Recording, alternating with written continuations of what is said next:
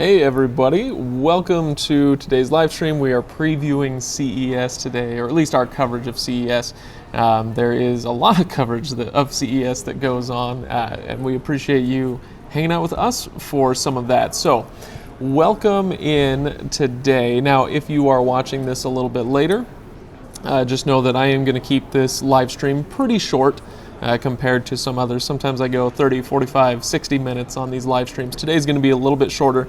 I just kind of want to let everybody know what we're going to be getting up to today, or I should say this week, as CES gets started. So Sundays and Mondays, if you don't know, are media days, and so we're here kind of checking out some previews of what companies are going to be showing during the show on Tuesday through Friday. And we'll be covering Tuesday through Thursday here this week. And so we've had a chance to speak with a few companies already and to check out a few offerings. Today there's a lot of press conferences which we'll be attending and which you can watch actually live in several other places. So there will be a few things going on today, but tomorrow is when the show really starts. It's when all the booths are open and it's open to the public, and so we can go around and kind of show you a little bit more stuff there. So today, I will tell you that today my focus is going to be on TVs. TVs are always the marquee products that they show at CES every year, and this year is no different. And so I just came out of a press conference for Panasonic. I'm skipping one for Hisense right now that I thought looked pretty cool, but you know, got to do the live stream at some point, and so I'm skipping the Hisense one. That one is pretty cool. They're actually, I want to go see it on the floor maybe tomorrow or later today, but they've got an LED TV.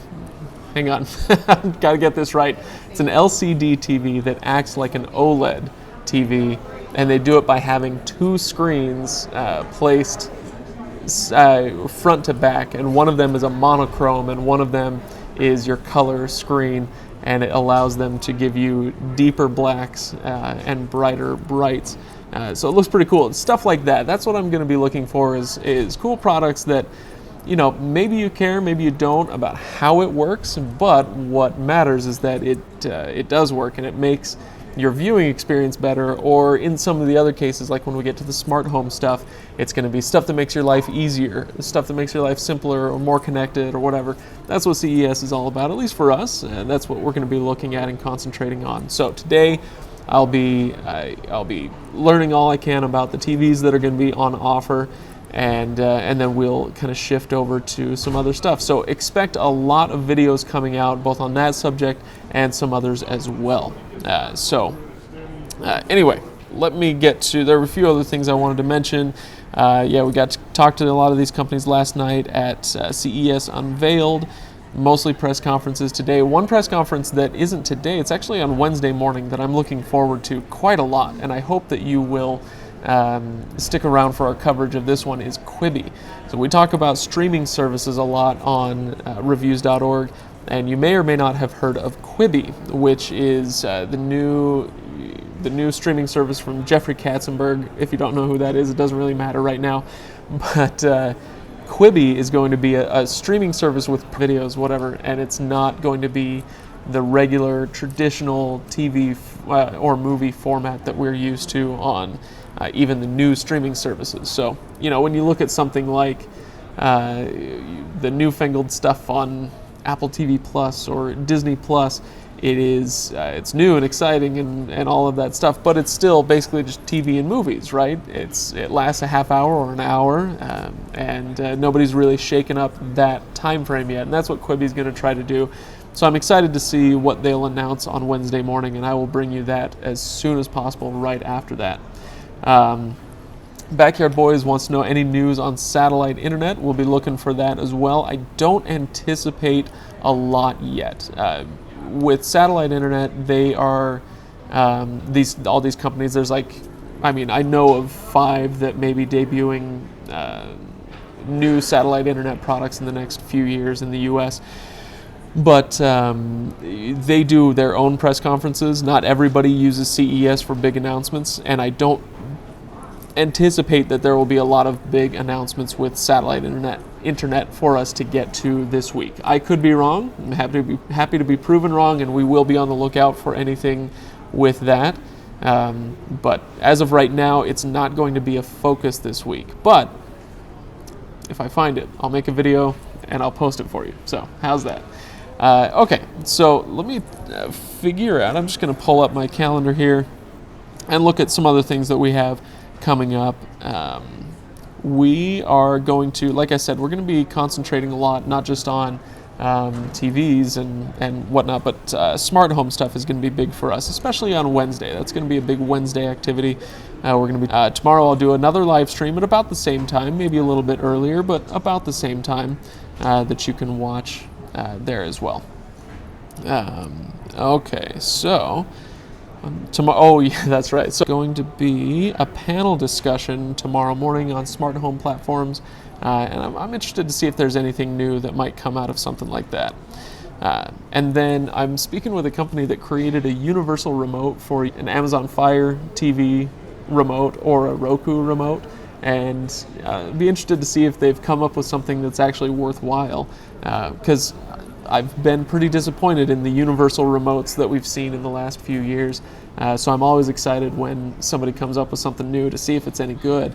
And this one won a 2020 CES Innovation Award. Talk of 5G. Let me see if I can actually pull up, and I apologize, this is a boring live stream where I don't have any of the slides that I normally do. I just kind of found a corner here to talk about this for a few minutes. But there were some interesting slides about 5G yesterday. Let me see if I can find it. There we go. It is, so last year there was a lot of talk about 5G at CES, and I gotta admit, I was pretty disappointed that they were talking about it, but we didn't see anything in 2019, at least not much. There was a little bit of movement, but for the most part, we're all still on 4G with our phones, right? But they have this market. They project for 5G handsets. So we're talking about phones, essentially, 5G phones, shipment expectations, not much at all in 2018, if at all. Only 1.6% of devices sold last year in 2019 were 5G capable.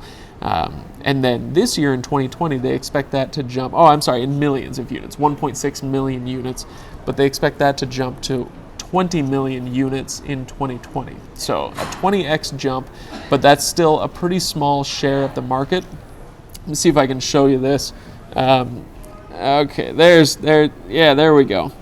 So they're expecting that the orange bars are our 5G units, and so by 2023 they expect that to take up a huge chunk of the market and be a majority by 2022, which is we'll see if they can see if 5G really takes off. But a lot of 5G, what 5G is going to do that's going to change your life, it may make your phone faster, which is great as far as your connection speed, but it's also going to be potentially be robust enough that it allows for smart cities and smart farms and all sorts of things that you wouldn't necessarily think is going to impact you because you don't see it as easily. But when we're talking about things like self-driving buses for city transit, or farms that are able to produce more based on smart technology that they have that they couldn't do with something that is relatively slower like 4G. So 5G is going to allow for a lot of that. Darlene mentions T-Mobile has 5G on their phones. That may be, so T-Mobile, like all these networks are putting 5G in place. The problem is that not all of the phones allow for that. So it depends on your phone. And not only that, and I don't know which phone you have or what you're doing with T-Mobile, but there is kind of a 4G plus that's it's kind of a bridge technology that isn't quite 5G that a lot of people have been getting in 2019. So it is faster, but it's not actually 5G technology. There was some kerfuffle over whether Verizon and T-Mobile were allowed to put the little 5G symbol on their phones. So missed the Sony. Oh no, Sony is coming up. Let's see. When is that? Oops. When is Sony? Oh yeah, Sony is going to be doing their press conference at 5 o'clock Pacific time today, and so I'll be going to that, and I hope they announce something, but it could be that they save the PlayStation 5 announcements for the gaming conventions later on in the year, so we'll see. But a lot of these companies, like Sony, like Panasonic, even TCL, which we're used to as a TV brand, a lot of people are unveiling foldable phones, and they fold in all these crazy configurations, and some are huge and some are small, but foldable phones is something that a lot of these companies like Sony are talking about here this year, and so I wonder if that will suck up a little bit more oxygen, and if we won't get the PlayStation announcements, but we shall see. And similarly, Uwe is asking, or says, let's hope Apple releases an iPad which supports a mouse. Well, don't expect a lot of Apple announcements. They have their own mega press conferences that everybody pays attention to. So Apple doesn't really need CES to help them get the word out on certain things. Maybe there will be a little, but maybe not. Anyway, okay, so let's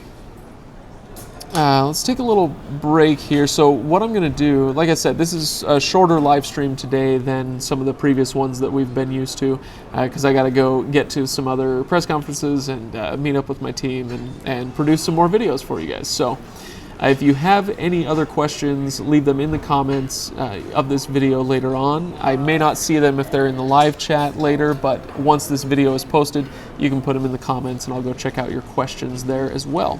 So I hope you stick around, and be sure to be there tomorrow around the same time, 11 a.m. Pacific time, give or take 15 minutes, and I will go live again tomorrow when the show is opened, and I can take you through the whole floor and show you some of the coolest booths. The LG always has a great booth, the Sony always has a great booth, so I'll show you some of that stuff starting tomorrow. But today, hopefully that helps you, give you an idea of what we're going to be talking about here this year at CES.